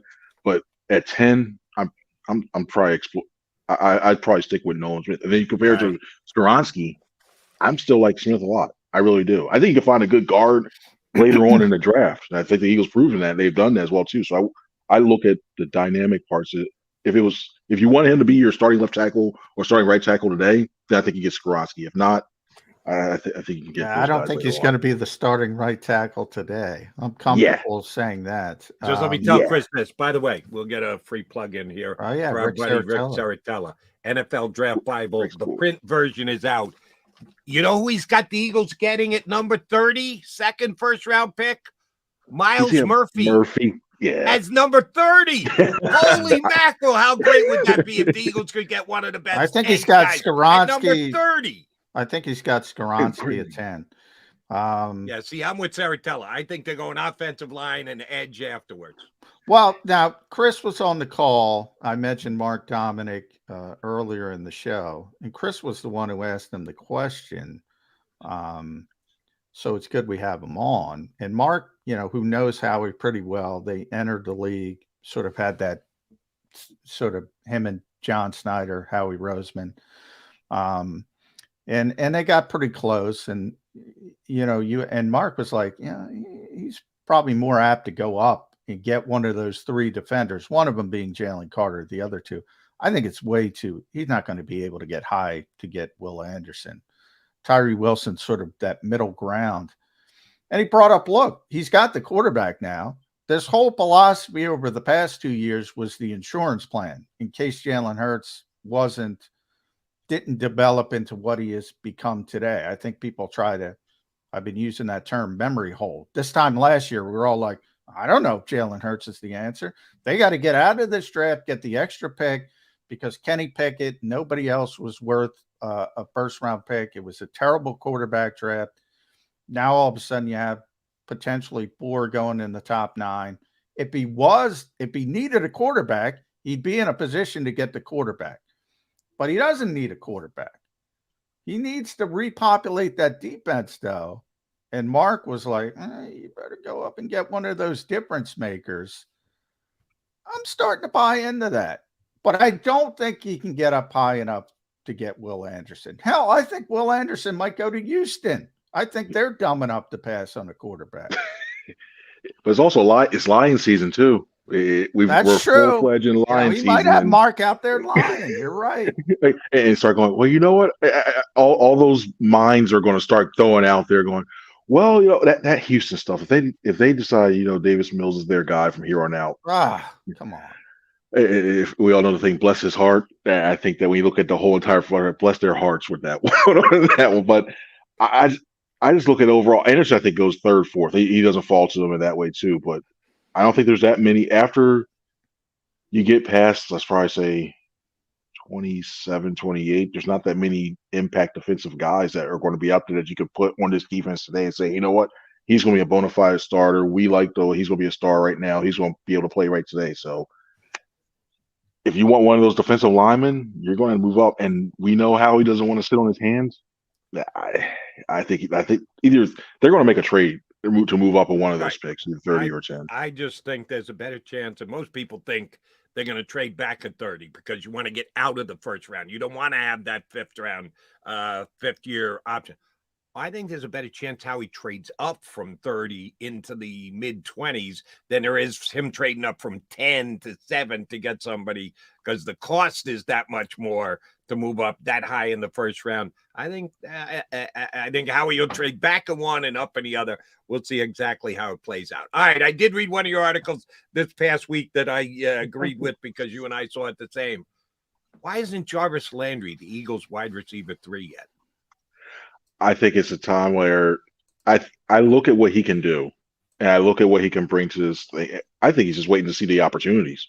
I'm looking at the time where if he's in this office right now, I mean, he's before the previous 2 seasons, he was getting about 100 targets a year, 100 targets. And to be put into this offense right now, he wouldn't get nowhere near that because then you're going to figure out, well, we're going at this guy who's a little older. We don't know if he's reliable, if he can still be the same guy.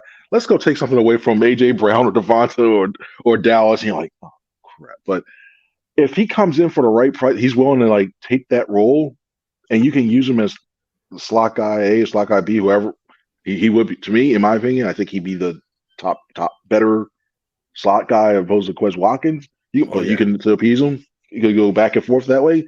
I think he's worth it if he comes in, if he's willing to do that, and nobody else is willing to give him like 10 million, 11 million. If he wants to say, hey, you want 6 with a bunch of incentives that probably be out there, I'd bring him in that. I don't even think he's in that neighborhood, Chris. I think he's a below $5 million a year guy at this stage, and it's paining the heck out of him. So it's going to come down. Would I rather go to a team that's going to make me wide receiver 2 and give me 100 targets, or would I rather go to a Super Bowl contender and know that I'm wide receiver 3 and get half of those targets, if that, but I got a chance to get a ring? If the money's the same, which do you think he chooses? The more action or the better team to join with the chance to get a ring? I think at this point in his career, I think it's the ring. But also, I've thought about this as well, too. Another reason would be, why have to go through all the OTAs and everything else to be a veteran guy? Might even come closer and closer to training camp or the old weekend. Don't bother for the workout. You think he's signing in early July, huh? Yeah. And then all of a sudden it's like, wait a little bit. Let me go to Cabo. I'll still work on the beaches a little bit. Go full-blown Lynn Ball Joseph come in November. I think that's the case. Clement set up for everybody. Yeah. If the Eagles want a receiver, go get a receiver in the draft. One of the things I was talking to an Eagles, ex-Eagles personnel guy, Chris, and he brought up a good point, which resonated with me. Eagles offense is about spacing. Mm-hmm. Nick Sirianni mentioned, Quez had a disappointing season. Quez admitted that, but flat out. I don't think anybody was happy with Quez Watkins. But he did mention, Quez can run by people. So, you got to respect that at least. And that opens the field up for AJ, Devontae, Dallas Goedert underneath. I think they want a speed guy in that third receiver slot. And it doesn't even have to be a slot guy, because slot guys aren't known for stretching the field. Quez Watkins shouldn't be a slot guy. He's an outside receiver. He should be the backup outside receiver. Then you move Devontae Smith in the slot on third down, or A.J. Brown. You could do it in a whole bunch of ways because the other two guys are so versatile. But I do think his speed is meaningful for this particular offense. So I want a speed guy who can actually catch the football when he gets the football. Is that hoping for too much? That was the thought that how to put it this way, another coach for another team, assistant for another team, believed when they saw Quez, they were surprised that they didn't see him in the slot more against them as well, too, because they were worried about that matchup against the safety. The reason why I like Landry in the slot in that aspect is because you got another route technician.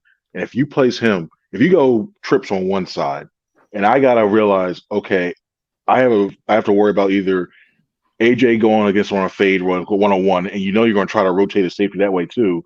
But now I have to worry about Jarvis Landry, who I know can get the catches, who's a good receiver, a good possession guy, who can slip around, get around that way as well, too, find himself getting open.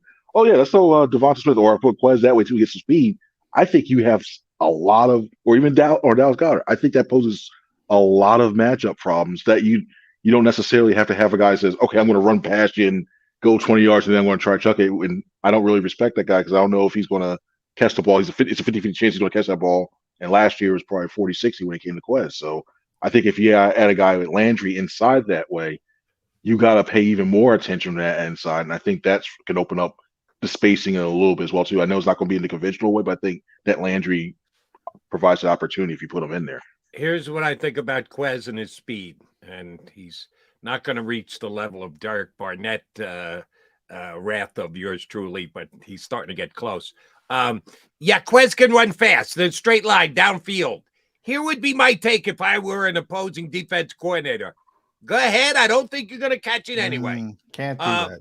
Can't do that. Oh, we've never seen that in sports. When a team goes out in the NBA and acquires a three-point shooter, we're going to get him to space the field, space the court, You let the guy shoot and he's making 20% from three. Go ahead, take the threes. We're not going to go out and chase you. We're not going to help out on defense inside. You got to be able to make. You got to be able to make the three. You got to be able to make the catch. Boy, Quez is not. I don't think Quez is like the Ben Simmons of like the slaughter. No. He's nowhere near that. No, you got to because he can make some catches once in a while. It's not the frequency you want to see him. If you're a safety in the NFL and you're letting a wide receiver run behind you, I mean that's the quickest way to get fired. A defensive coordinator get fired, a head coach to get fired. Yeah, he might drop the odd wide open pass because they're letting him run by him. But I mean, he's an NFL receiver. If he's got nobody near him, he's going to catch the football. You can't do that, Jody. I mean, you have to respect. Here's my point, John. We'll use Jarvis Landry as an example. You don't think Jarvis Landry can run by somebody and catch a 50-yard touchdown pass? Not like Quez Watkins. Quez can run by anybody in this league. Quez is closer to Tyreek Hill than he is to the average NFL. He can run by people. That's all he can do. Well, then why don't they play Devin Allen? Well, hey, they might, he hasn't played football in 6 years, but if they could develop him, I think you're dismissing. Quez Watkins is not the worst receiver in the history of football. Devin Allen he's a below average NFL receiver, Quez Watkins, but he's an NFL receiver. Devin Allen is a project who's an Olympic hurdler, played football at Oregon, took 6 years off. Hopefully he turns into Jordan Mailata. And then you got to respect him. But we're a long way off from that. Quez Watkins is a legitimate football. I can't believe I'm defending Quez Watkins. It always amazes me on this show. Well, you go too far. That's why. So I got to defend the guy. He's not the worst. He's not like Do the Eagles need to upgrade wide receiver 3? Are you telling me you think Quez Watkins is good enough to be the Eagles wide receiver 3 for Jeff Lurie, an owner who says offense? Yeah, I say all the time they need to upgrade wide receiver 3. And that's all I'm saying. Yeah, but you went to, don't pay attention to them they got to need an upgrade. There's a big chasm there. Yeah, they could use an upgrade. But he's also not the worst football player who's ever strapped him up. He's competent. You could do better. Chris and I said we would like to see the Eagles get Landry as their wide receiver 3. And you said, well, no, but Quez stretches the defense. And you got to have that.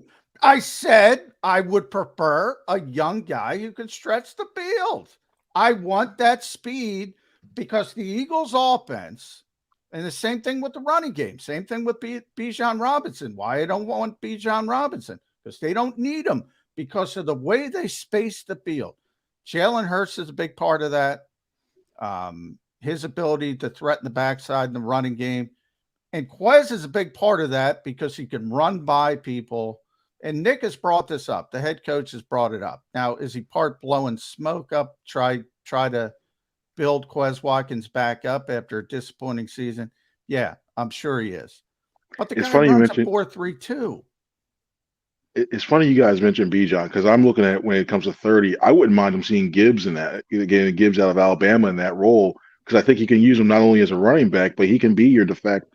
You can put him in the slot if you need to. If you're still wanting to have some of that speed, he's a decent enough receiver. I think you can use him if you want to use him in the slot a couple of times, so that way it'll give you some of that speed if you want to do that as well too, and you can use him in that jack of all trades role. So he's the guy I wouldn't be opposed to if they say, hey, you know what?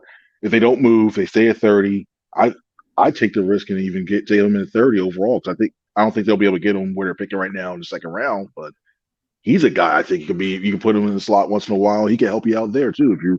If Quez is going through a rut or something like that, I think you rely on Gibbs in that aspect. It's interesting you bring that up. Well, Matt Manicharan we had on the show. I don't know if you know him, Chris. I love the guy. Former scout for the Saints and the Browns. Does tremendous work in personnel. But, he had mentioned you could use Bijan in the slot. And I hear you. with Jamar. But boy, I don't trust any of these coaches. When guys say that, they never do it, except Kyle Shanahan. If you give them to Kyle Shanahan, I'll buy it.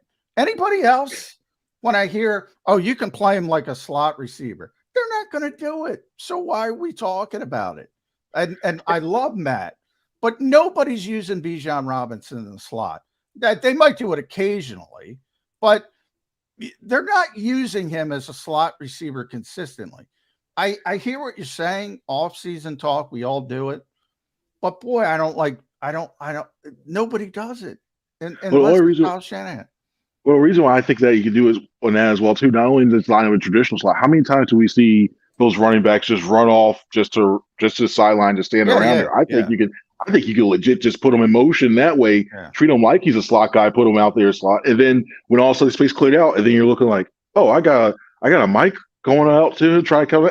Take that all day. I'm heard him say, all right, forget everything else. I'll just let him go 1-on-1. And I'm picking about 7-8 yards and probably more if he shakes somebody. So same thing. I think you use him in that type of slot principles. I think you use him a running back in that type of way. He can get some pick up some yardage in that time.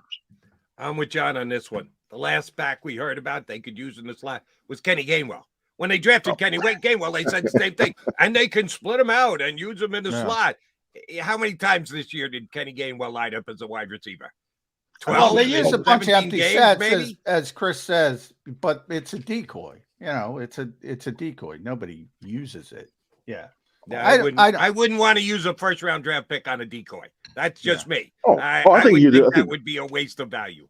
I think he does way more than be a decoy. I think, and especially he runs a lot of outside zone very well. And with the tackles that you have, and as much pistol as we started to see them use, especially towards the end of the year, where teams have to really respect to say, hey, you know what? We really don't know if it's actually going to be a zone read. We don't know if they're going to throw it downfield or it's going to be a regular run play. I think when you line him up in a pistol look and you really get him, that puts teams even more of a bind. So I like Bijan. I put Gibbs right there. I'm not saying he's a great player. I'm just saying nobody in the NFL is using him as a slot receiver. Nobody. Even Kyle, because Kyle's already got Christian McCaffrey and Deebo Samuel. Mm-hmm. There are 32 out of 32.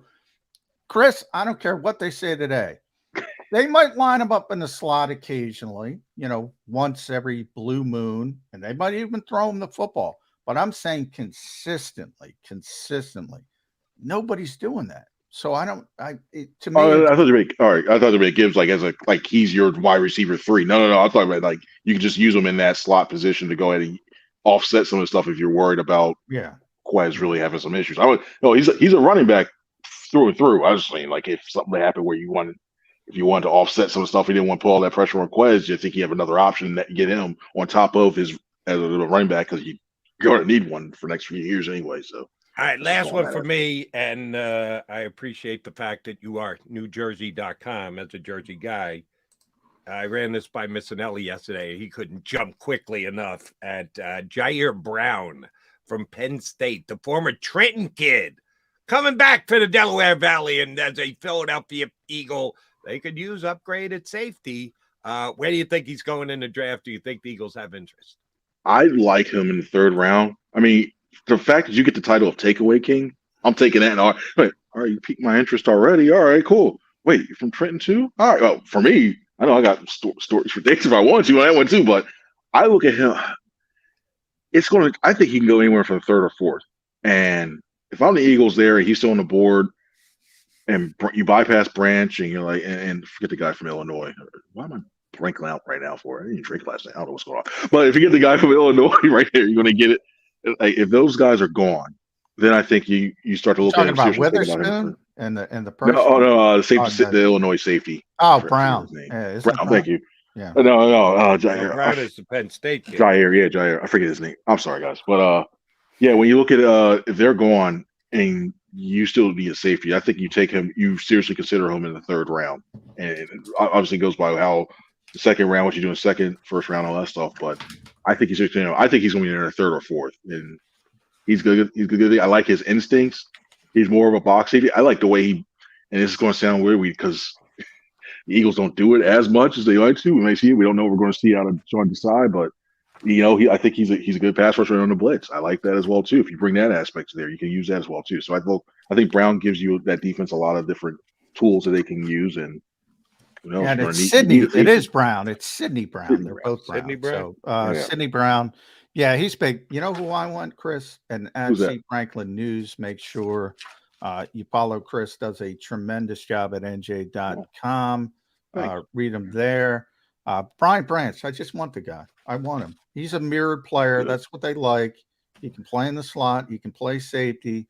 I know they've never taken a safety in the first round. I think they want to trade out from 30. He might even go before that. But if he's there, I'm taking him. And he's got the attributes of playing the SEC and being from Alabama. We see what they've after all those years of not taking all SEC guys. We see what that's going on the last few years too. So he's got that going for him as well too. He does. I like his coverage range. I like what he can do. You can put him in a lot of spots, and I think it's going to be key. Especially you're going to need guys that play that man to man, especially with some of the match concepts. If you put him down closer toward the line of scrimmage and the potential matchup zones concepts they potentially could use, he's a guy that can do that. So he can do a lot.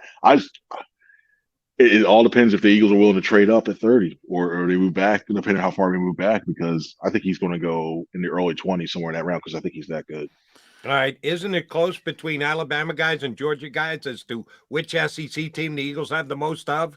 Do you want to swing the balance of power in the locker room by taking an Alabama guy over a Georgia guy? You better be careful, Howie Roseman. That could cause a derision in the locker room if you get more Crimson Tide guys than Dog guys, because the Dog guys are the champs.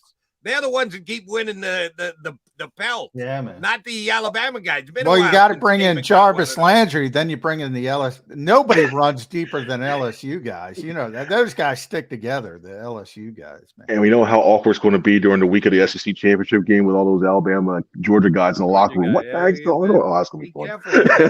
Alabama guy.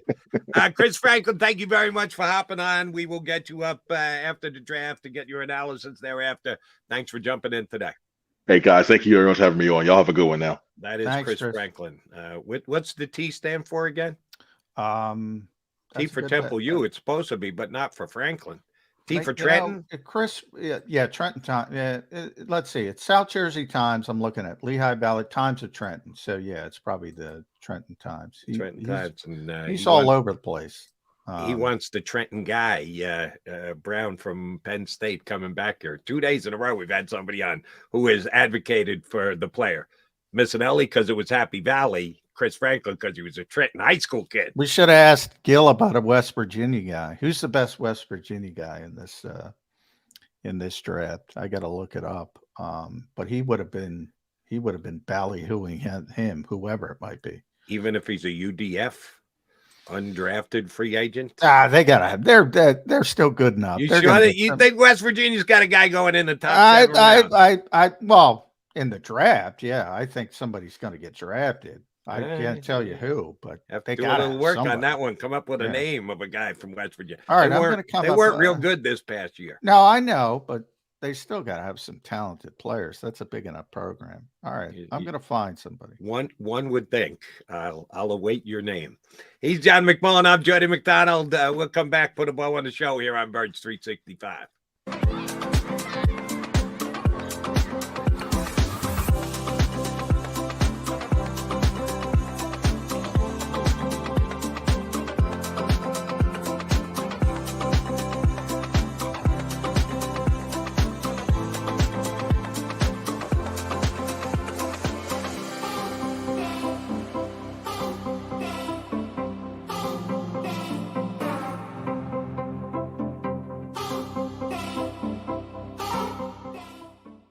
Imagine for a moment that you went to work today and when you came home, you were catastrophically injured. Your life and your family's life. That's what happened to union construction worker Mike Little. I was scared of what the end was going to be, but to be 100% honest with you, I knew I was going to be all right just by talking with Brian. In my heart, I just knew everything was going to be all right. Call the firm and find out why they say, "We got this." Call 215-458-2222. Heading down the shore. Have a ball once more. Here, imaginations run wild and time stands still. Because here, you can find the best of the Jersey Shore, all on one 5-mile island. So leave the old you behind and get lost in the woods. Wild, wild, wildwood days.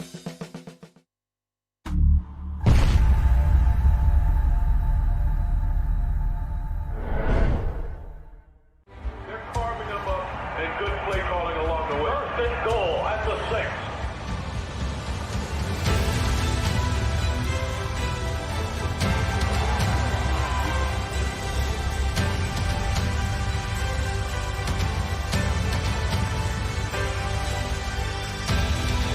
On the field of life, First Trust Bank is there for you. Champions on 3. 1, 2, 3. Because Philadelphia dreams deserve a Philadelphia bank. Go to get your game on. Go for the beers. Go for the cheers. Go for the hit and the hits. Go for the stakes and the stakes. Go to get your parlay on. Go to get your party on. Go for the scene. Go for the screens.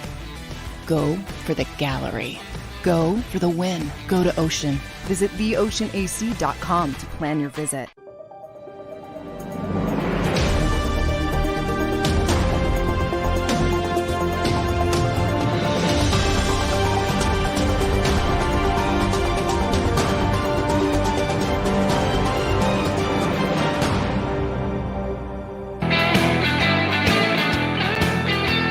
Appreciate both Mike Gill and Chris Franklin coming on and not only doing a good job with their answers and giving us their insight, but also putting up with me and McMullen going back and forth and not hitting them on time. We were a little late to both guys. That's on me. I take the hit for that one.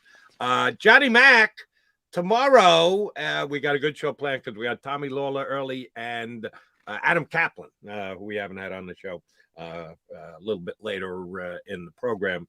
And then you assume you're going to be getting a chance to question both Howie Roseman and Nick Sirianni. The pre-draft quarterback and GM availability is sometime on Thursday. What time is that going to be? Do not know. Do not know yet. It is we're one day away, and they haven't gotten around to telling you guys just yet. Well, you need it's to not carve even out as far as your day is concerned. Huh? It's not even technically official. It's probably going to happen, but yeah. I mean, that's par for the course, Jody. By the way, our breaks aren't long enough. I did find one West Virginia player. Dante Stills, defensive tackle, has a gradable, draft gradable from some people. Dante Stills. Dante Stills. Yeah. Some yes, some no. That doesn't sound like a high draft for not a great day year. 3 for sure on Day Dante, 3. huh? Day 3. Day 3. Yeah, well, here's the good news. Gil comes on every single Wednesday, and that's before the draft, so we can get him to oversell some West Virginia player next week prior to the draft before it ever happens. All right. Yes, we'll be back here tomorrow, and we got both Tommy Lawler and Adam Kaplan joining us. John is assuming he's going to get a chance to talk. And by the way, the Big T, real quick, because Chris corrected me, Gloucester County Times. It's for the Gloucester County Times in Jersey. The Big T. That's his office? It's from the old building, yeah. Okay. They brought it over. The Big T. T for Gloucester Tommy County. Lawler. He's going to be with us tomorrow. We'll use it for Tommy. By the way, also Adam Kaplan. He's been on the show before. It's just been a while because he had he does a lot of work with Sirius, so he's working a lot when we're on the air. So it's tough to get him these days, but I'm glad he's back. Looking forward to talking to Adam Kaplan and Tommy Lawler tomorrow. Partner, I'm back here tomorrow. I think you're in, right? You're not going anywhere. You don't have plans. They're not going to call you down to Eagle Land at 10 o'clock in the morning, are they? It's possible. Who knows? They do whatever they want. You got to be tuned here tomorrow to see if it's Mac. Oh, I'm going to be here. The other Mac, you got to tune in to find out. He might be having Eagle duties in the morning. So be back here on Birds 365 in 2 and 2. You've been listening to Birds 365, the destination for the passionate Eagles football fan who bleeds green. If it's Eagles football, we're talking about it. Debate, inside the locker room, and guests that are some of the greatest football minds from around the region. We hope you enjoyed the show. We know we had a blast. Make sure to like, comment, and subscribe, and we'll be back soon. But in the meantime, hook up with us on social media at JAKIB Sports. See you next time on Birds 365.